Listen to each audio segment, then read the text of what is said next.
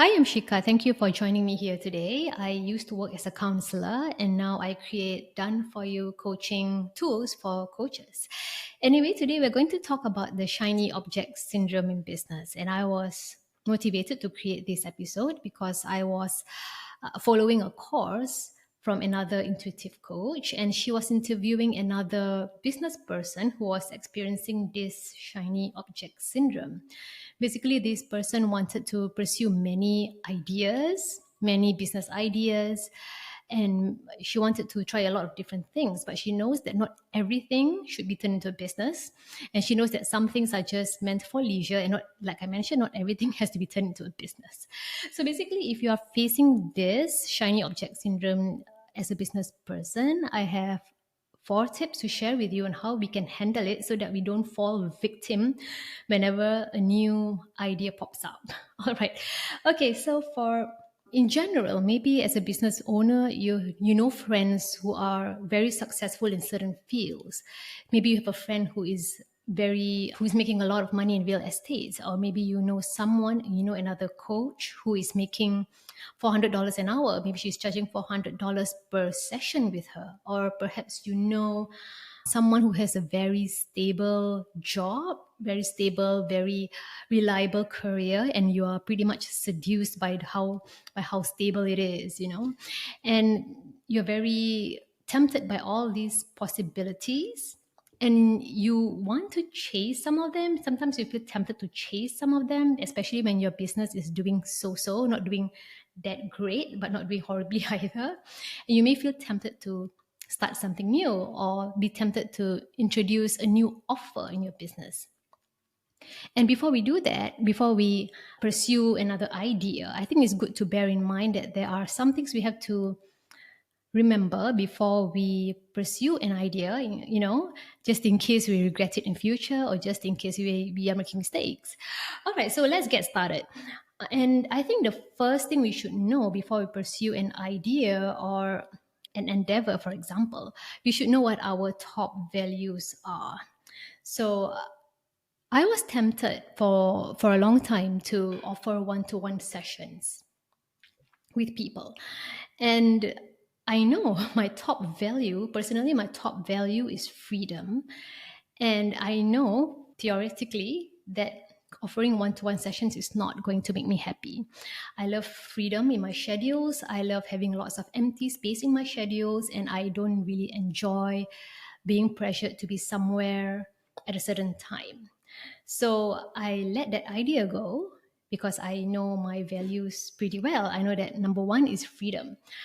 And you need to know what your values are as well before you pursue a certain idea or a certain business endeavor. And if you are still not sure what your values are, I believe I have an exercise for that in my blog. I have many free coaching lead magnets in my blog, and sometimes I lose track of them. But I'm pretty sure I have something like this, and I will link it in my description box, and you can download it and use it on yourself. So if you're still struggling and not sure what your values are, you can do this exercise, which I'm going to link in my description box, and hopefully that will help you. All right, so if you know your value is freedom, obviously anything which is time restrictive or anything which is very quote unquote rigid is not something that you should pursue. And at the same time, some people have a very extreme method of handling this shiny object syndrome. So what they do is that they go through with the idea. So what they would do, for example, maybe they have this dream of setting up a home-based bakery, and they're very excited by the idea. What some people do, and this is quite an extreme method, like I mentioned, is that they would really go all out and pretend that they are really living out that dream. So they would, set up an Instagram page for it. They would even set up a website for it. And there are many, and I believe, Wix or Squarespace do offer free websites. If I'm not wrong, I'm not sure if they still do. So you can, if you are having this shiny object syndrome, you can also use this method, set up a free website just to get a feel of what it's like to run that dream, that so-called imaginary business.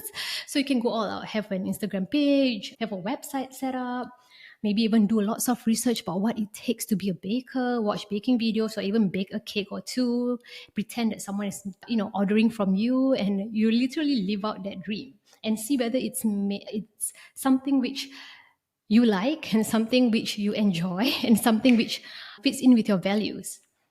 So that is one way for you to do it. You can take the extreme method and really live it out.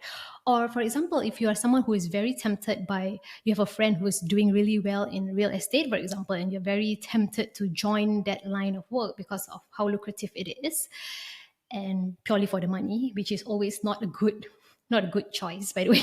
It's not good to pursue something solely for money. That's what I'm saying. But anyway, what I'm saying is that, for example, if you are tempted by another career path, what you can do is you can literally buy books and read about them. For example, if you want to take certain examinations or tests before you can become a real estate agent, for example, you can buy related books and pretend that you're really studying for the test.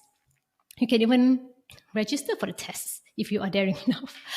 Or you can even, read up on what it takes to be a real estate agent, or even talk to real estate agents themselves and see whether that is something you are interested in. And usually after trying this out, if the career path or that endeavor is not meant for you, you will lose interest pretty fast. So maybe within a few days, you will realize that this career path is clashes with your values or clashes with your interests, or maybe you find that it's just not worth it. Maybe it's lucrative, but you have to sacrifice your interests or sacrifice many other things, and you feel that it's not worth it. So it may take days, it may take weeks for you to realize that. Personally, for me, if I live this out, if I follow this method and live out an imaginary dream, it will just take me days to realize that something is not meant for me. You can try it and see whether it works for you. So that is one extreme way to do it. Another way for you to handle shiny object syndrome is for you to be sensitive and be aware of where that excitable feeling comes from. So if you're feeling giddy with excitement and the feeling is mostly in your head, I don't know how else to describe it, but if you feel really excited about the idea and you're really giddy about it, and I am thinking of a dog which is panting with excitement, if you get that kind of uncontrollable excitement, there is a possibility that that idea may not be something you should pursue, because it's something which satisfies your ego more than your intuition. So if you get that kind of idea, that kind of feeling that this idea is just, there's so much uncontrollable excitement, you're giddy with excitement, and you feel like you will know that feeling when you experience it. I can't put it in words, but when you experience it, you will know what I mean. And as opposed to following your intuition, when it tells you to do something, it has a very different feel to it. It feels more stable, more calm. It's like a knowing feeling, and the feeling stays there no matter what happens around you, no matter what chaos happens around you, no matter what happens in your life. That feeling stays there for days, months, and years. So if you have that feeling usually in your gut, that is probably something that you can pursue. It's most likely something that your intuition or your inner wisdom is telling you to pursue. Of course, you've got to try it out and see whether this works for you or not. And this method requires us to be more sensitive with our inner selves. And what else do I have to share with you today? All right. So sometimes you may have this strong intuition to pursue something, but it may not always be an easy path. Maybe you have this intuition to set up a certain business and you realize that there is a lot of work involved in it.